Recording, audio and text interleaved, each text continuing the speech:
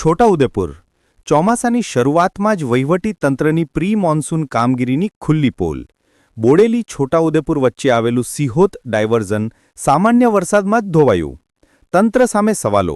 નદીમાં હજી પાણી આવ્યું નથી, ત્યાં માત્ર રાત્રિના સામાન્ય વરસાદમાં જ માટી ધોવાઈ ગઈ. વાહનચાલકો પરેશાન. ડાયવર્ઝનને નુકસાન થતાં ભારે વાહનો માટેનો માર્ગ તાત્કાલિક અસરથી બંધ કરાયો.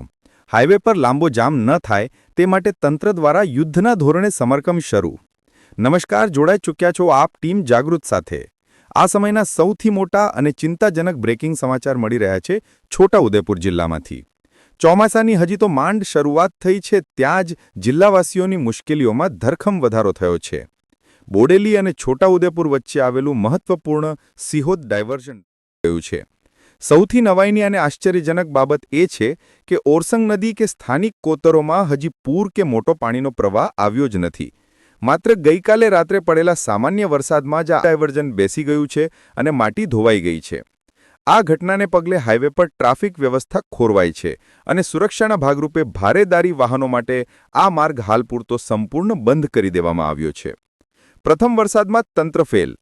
બોડેલી છોટાઉદેપુર વચ્ચેનું સિહોત ડાયવર્ઝન સામાન્ય વરસાદમાં ધોવાયું. હજી નદીમાં પૂર પણ નથી આવ્યો, ત્યાં માટી ધોવાઈ જતા રોડ બનાવનાર કોન્ટ્રાક્ટર અને અધિકારીઓની કામગીરી સામે મોટા સવાલો. ભારે વાહનો માટે માર્ગ બંધ કરાતા વાહન ચાલકો અટવાયા. હાલ સમારકામ ચાલુ. વધુ વિગતો માટે જોતા રહો ટીમ જાગૃત. નમસ્કાર.